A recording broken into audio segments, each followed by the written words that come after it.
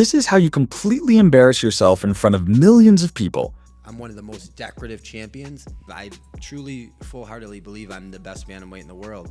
So when I go fight Mario Bautista on Saturday, I don't think it's a step up. Patchy Mix, the slayer of B-League fighters, the parlay killer, and supposed UFC problem, finally made his long-awaited UFC debut at UFC 316. But instead of making a statement, he made a meme out of himself. This dude wasn't just talking trash. He went full Colby Covington and paid the price for it. I'm a three-time world champion. This guy's a journeyman fighter. I will him up, bro. I'm gonna him up. Look at his goals. I'll submit him, and I'll submit whoever's teaching him jiu-jitsu. I'll submit the whole crew.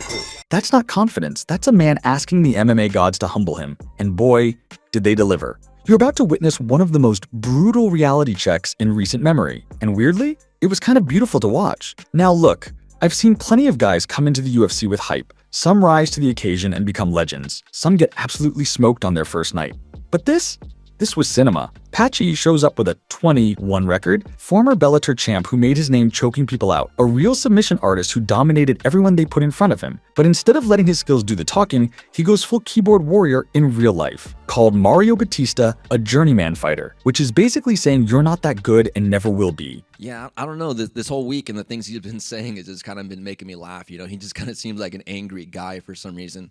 Like he's talking about submitting me and then submitting like my 60-year-old coach, you know? Here's what makes this even crazier. People actually believed all the hype he was selling. Mix was a minus 200 favorite, which means you had to bet $200 just to win 100. Even the analysts, the same ones who've watched countless hype trains crash and burn over the years, were saying this was basically a lock for Mix. He completely gaslit everyone into believing his own story. I mean, that was some serious DDP level of gaslighting right there. So fight night arrives, UFC 316, high stakes, big pressure, millions watching. Perfect setup for a star-making performance that would justify all that trash talk. And what does he do? He shoots one takedown attempt.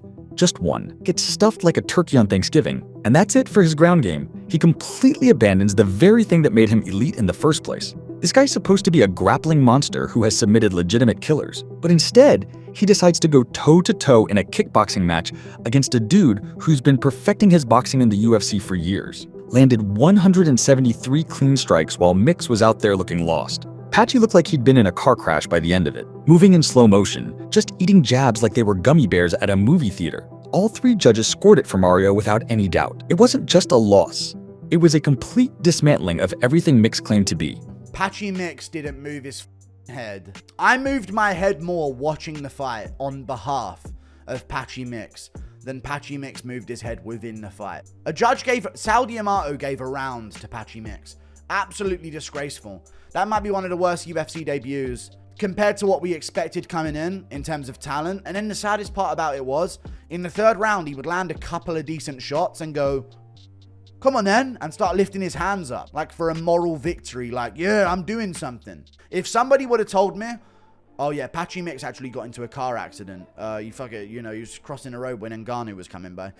And, he broke his spine in the build-up of this fight. I would say, you know what, that makes sense. Overnight, Mix went from being called the next big thing to getting roasted as a yapping heavy bag. Someone even called him Bellator Ben Askren, which is basically the worst insult you can give a former champion. And just when you think the embarrassment is over and he'd quietly disappear for a while, Mix goes on Instagram and does a masterclass in deflection and damage control. My guy, you called someone a journeyman fighter and then got completely dominated by that same person. What does that make you exactly? And here's the funniest part of this whole situation. Mario just beat the hottest name coming out of Bellator, completely dismantled all the hype, and didn't even get a post-fight interview from the UFC. They just pretended like nothing happened. Nevertheless, his stock definitely went way up with this fight. Thing is, this isn't anything new.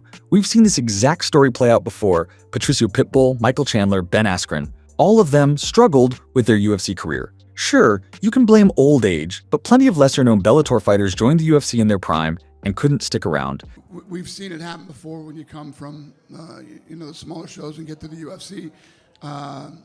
Some people shine, some people have a rough time. It's not easy. Hector Lombard was Bellator's middleweight champ with a 24-0-1 record. Gets to the UFC and goes 3-7, including a 6-fight losing streak. Will Brooks beat Michael Chandler twice in Bellator. Shows up to the UFC and goes 1-3, getting finished every time. Lyman Good, Zach Makovsky, Joe Soto, these dudes were collecting belts and highlight knockouts in Bellator. But the UFC's built different. As we're finding out about these Bellator guys, they're not top level in the UFC. Like, there's something about being over there in Bellator where you don't raise your game to the level that you need to raise it to. They're only as good as their competition. They only raise their skills to the level of their competition. And I guess when they get to the UFC, they think, oh, well, I'm at the top level of competition. I'm going to beat these guys. We just saw it with Pitbull. But Patchy Mix was different because he hadn't lost. And he was in his prime, and he was on a streak, and he was finishing guys. But no. Mix thought he'd roll in and dominate like he was back home. But just like everyone else, he got the same reality check. Being a Bellator champ doesn't mean squat under those bright UFC lights. You need to be on your absolute A-game, or else you condemn yourself to fighting on UFC Apex cards until your contract runs out. When those bright lights are shining down and your name's up on the big board, either you deliver on everything you promised or you fold under the pressure. And Mix, he folded like a house of cards. No head movement, no footwork, no aggression, no defense. Bro is literally just standing there like a punching bag, dude. Literally just not even walking. Walking emphasizes that as if his feet were moving. He wasn't even moving his feet. Patchy Mix, go ahead and open up Seek.com for me, brother. Go ahead and open up another tab. Open up Indeed.com. And go ahead and open up Bellator.com because the UFC Bantamweight division is no longer in need of your services.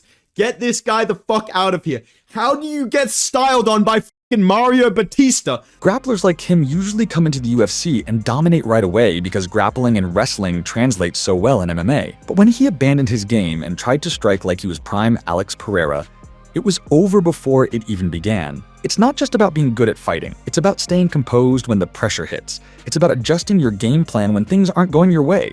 It's about knowing your strengths and sticking to them, even when everything around you is going completely wrong. And Mix, he showed up that night trying to be someone else entirely. Not the submission artist who made his name, not the tactical wrestler who outthought his opponents, just another loudmouth who couldn't back up a single word he said when it mattered most. Here's what makes this moment stick with me. It's not just about one bad fight or one-off night. It's about how absolutely brutal the jump from almost elite to actually elite really is in this sport. You can dominate your league for years. You can win belts and collect titles in B-tier organizations. You can talk all the trash you want on social media. But when you step into that UFC octagon, for the first time, all your talk just evaporates into thin air. The cage doesn't care about your hype or your record from somewhere else. It only cares about performance when the lights are brightest.